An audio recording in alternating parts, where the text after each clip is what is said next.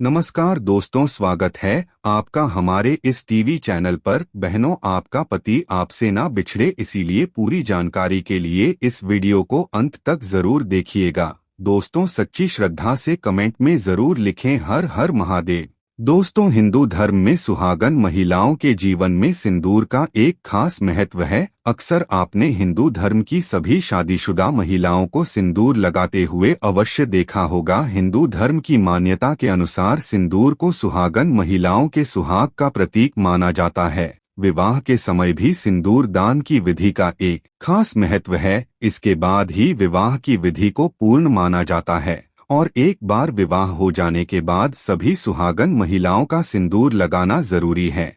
और आजकल कई लड़कियों की शादी हो जाने के बाद भी बिना सिंदूर के आपने देखा होगा। लेकिन दोस्तों, जानकर आपको हैरानी होगी कि हिंदू धर्म में बनाई गई इन परंपराओं के केवल धार्मिक महत्व नहीं है, बल्कि इसके संदर्भ में कई वैज्ञानिक महत्व भी बताए गए हैं। धार्मिक मान्यताओं के अनुसार सिंदूर लगाने के भी कई नियम होते हैं जिनका पालन करना अनिवार्य है। सिंदूर लगाने के संदर्भ में जो भी नियम बताए गए हैं, सभी सुहागन महिलाओं को इन नियमों का विधिपूर्वक पालन जरूर करना चाहिए, अन्यथा उनके जीवन में परेशानियां उत्पन्न होने लगती हैं और उनके पति को कष्ट सहना पड़ता है। जो महिलाएं सिंदूर लगाने के नियमों का पालन नहीं करती, ऐसी महिलाओं के पति को धन और स्वास्थ्य संबंधित समस्याओं का सामना करना पड़ रहा है। तो आइए जानते हैं सिंदूर लगाने के वह कौन से नियम हैं जिनका पालन हर महिलाओं को जरूर करना चाहिए। लेकिन उससे पहले दोस्तों से रिक्वेस्ट है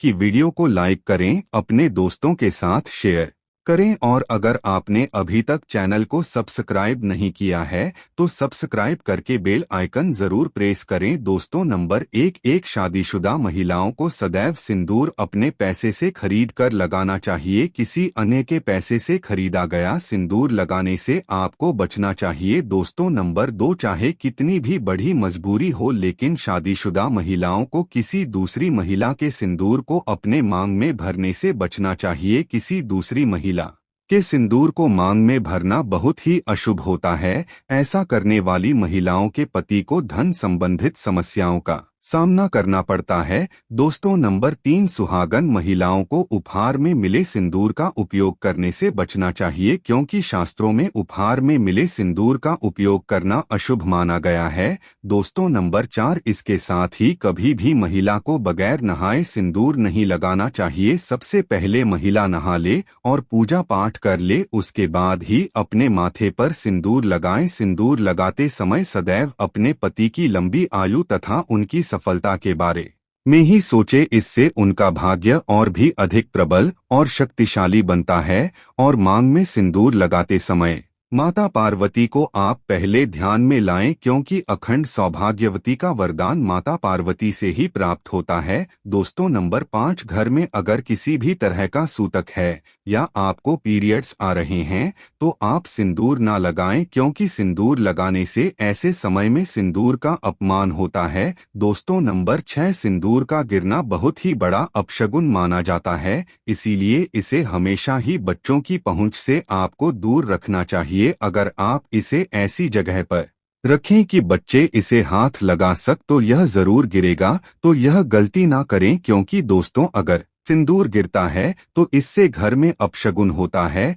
दोस्तों, नंबर 7, सिंदूर को कभी भी किसी के सामने नहीं लगाना चाहिए। किसी के सामने सिंदूर लगाने से आपके रिश्ते को भी नजर लग सकती है और पति का प्यार बढ़ सकता है। ऐसे में अगर आप किसी के साथ है और आपको सिंदूर लगाना है तो सर पर पल्ला करके सिंदूर लगाइए। दोस्तों, नंबर 8, मांग भरने के लिए आप हमेशा ही सूखे सिंदूर का ही इस्तेमाल करें। आजकल मार्केट में ट्रेंड के लिए कई तरह के लिक्विड सिंदूर भी उपलब्ध हैं, लेकिन वह लगाना अच्छा नहीं है। कई महिलाओं को लगता है कि सिंदूर लगाते समय उनके माथे पर कई बार यह गिर जाता है, तो माथे पर सिंदूर गिरना दोस्तों शुभ माना जाता है। इसका मतलब है कि आपके पति आपसे बहुत प्रेम करते हैं। दोस्तों नंबर 9, अगर गलती से कभी आपसे सिंदूर नीचे गिर जाता है तो उसे इकट्ठा करके नाली या सिंक में ना फेंके, इससे सिंदूर का अपमान होता है। सबसे पहले तो आप मां पार्वती से क्षमा मांगे, क्योंकि दोस्तों सिंदूर का गिरना शुभ नहीं होता। अगर आप मां पार्वती से हाथ जोड़ ढककर क्षमा मांगते हैं तो